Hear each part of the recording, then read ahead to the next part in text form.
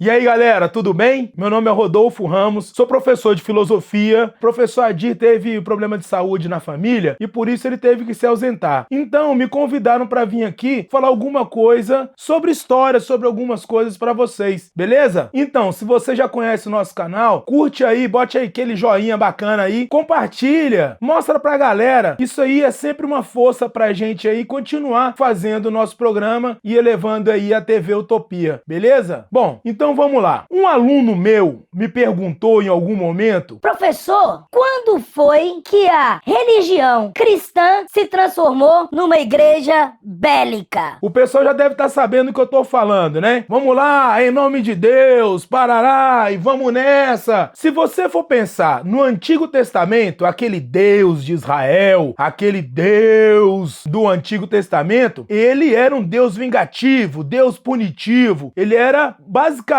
o Deus da guerra. Tipo um Kratos judeu assim, entendeu? E o que aconteceu? Ele prometeu pro povo dele, o povo de Deus, que ele voltaria como um grande general, um cara que ia descer o braço em todos os inimigos, inclusive naqueles egípcios, fariseus, filisteus e todos aqueles outros que são teus e que não são meus. Só que o seguinte, vamos lá, aparece um camarada chamado JC durante o Império Romano e esse cara começa a pregar um outro tipo de coisa, como por exemplo, alguém bateu na sua cara, ofereça outra face. Vamos lá, gente, mais amor, mais união, tudo de bom pra todo mundo, né? Basicamente um cara assim que estaria dentro do filme Hair, ok? O que acontece? Esse camarada chamado Jesus Cristo coube muito bem pra época. Por quê? Porque tava todo mundo lascado. Quem não era romano se lascava. Você não tinha direito à propriedade, você não tinha direito a dinheiro, você não tinha direito a emprego, você não tinha direito a quase nada. Então, o pessoal foi lá e curtiu a onda do JC. Beleza. Paz e amor, irmão.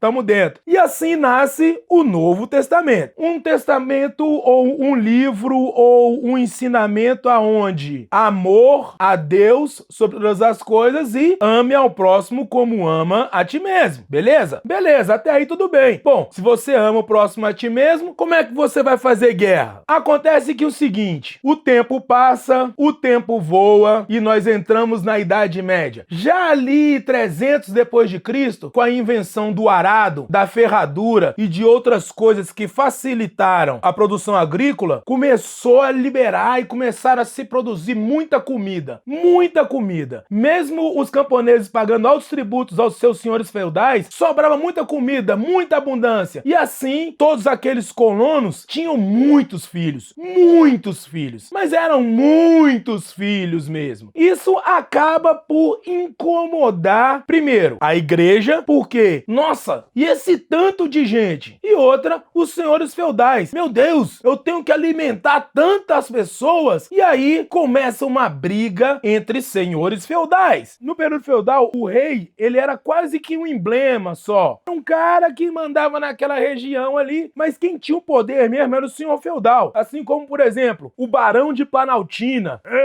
o conde do Guaradóis, o visconde da Asa Norte, tudo bem, até aí tudo bem. E o que esses caras faziam?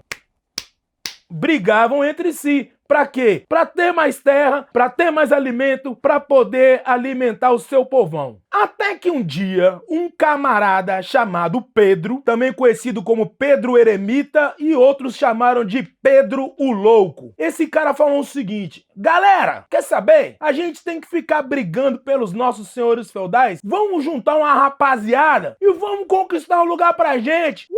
Nós somos todos filhos de Deus. Massa! Pedro Eremita era um frade. E ele era um cara fraquinho, tal, não sei o quê, mas ele falava muito bem. Então, ele juntou uma galera. Tudo quanto é tipo de gente. Assassino, cachaceiro, menino órfão, lavadeira, criador de porco. Aquela galera toda, mendigos e tal. E resolveram fazer o quê? Vamos pra Jerusalém. Não é lá que Deus nasceu? Nós não somos povo de Deus? Nós não somos pobres? Não foi lá que ele ensinou a pobreza? Então lá é o caminho.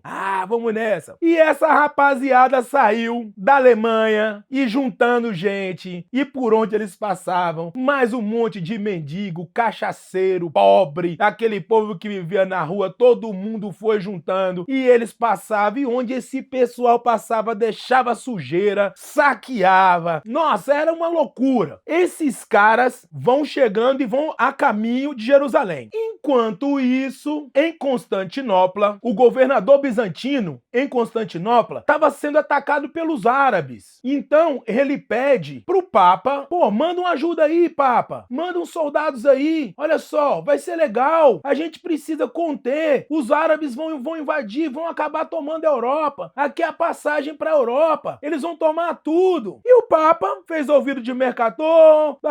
Deixa eu ver no que vai dar. Nessa, chega a galera em Constantinopla. Quando o imperador olha aquela galera vindo, ele fala: uhul! É o exército que o Papa mandou. Vamos entrando, galera! Só que era Pedro o Louco e a sua cambada de maluco. Vocês já imaginam o que aconteceu. Entraram em Constantinopla, saquearam toda a cidade, comeram tudo, entraram nas casas, fizeram xixi em cima da cama. Uma verdadeira balbúrdia. O imperador chegou e falou: vaza daqui! E eles, ó, sumiram. No meio do caminho, eles encontram 3 cidades judias. E eles não estavam fazendo nada mesmo. Culparam os judeus de terem crucificado Cristo. Saquearam mais 3 cidades e até que eles chegaram na primeira cidade árabe. Aí o bicho pegou. Lá eles tomaram um cacete tão feio que 10% da turma voltou. Então vamos lá. Aquele pessoal mal vestido, mal cheiroso, sem nenhuma educação, daqueles que comem com a mão, foram expulsos da primeira cidade árabe que eles encontraram no meio do caminho. Mas o Papa Urbano II ficou sabendo de toda aquela movimentação. Ele via que os nobres senhores feudais estavam brigando entre si. Os colonos camponeses daqueles feudos brigavam entre si. E aí Urbano II, que não era nada bobo, pensou: olha só, sabe que não é uma má ideia? Por que a gente não junta essa galera toda por um só ideal? Papa Urbano II, em 1095, ele resolve fazer um concílio. E aí ele chama todos os nobres da Europa e todos os cavaleiros medievais, aqueles que antigamente salvavam as virgens, protegiam um ou outro ali até chegar em Constantinopla, foram todos ver o concílio. Quando chega lá, o pessoal se acotovelando dentro da igreja e aquela coisa, e o Papa Urbano vendo aquela multidão parecendo um show do Iron Maiden, aí ele fala assim: agora é hora de brilhar. Com as palavras do Papa Urbano II: deixai os que antes se batiam contra os fiéis em guerras particulares lutarem contra os infiéis. Deixai os que até agora foram ladrões se tornarem soldados, e aqueles que antes se batiam contra irmãos e parentes lutarem contra os bárbaros. Deixai os que antes eram mercenários a baixo soldo receberem a recompensa eterna, já que a terra onde habitais é muito pouca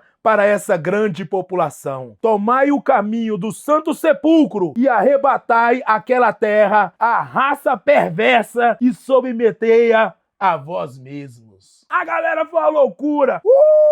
Pega o infiel, pega o infiel. Bom, quem já brigava entre si virou brother, juntou todo mundo, subiram nos cavalos e vamos nessa. Atrás da onde? Santo Sepulcro, cidade prometida, Jerusalém, sei lá, vambora. Esse é o primeiro sinal de que a Igreja de Cristo se torna uma religião não só de paz, amor, perdão, e se torna uma religião bélica. Papa Urbano II convoca os seus fiéis, os seus nobres, para a guerra. Junta-se todos esses nobres, essa galera toda sai, e aí, chegando em Constantinopla, o rei de Constantinopla fala assim: aê, até que enfim chegou o exército de Cristo, me ajuda, tá cheio de árabe aqui, me ajuda a tomar o território de volta. Os nobres cavaleiros chegaram e lutaram.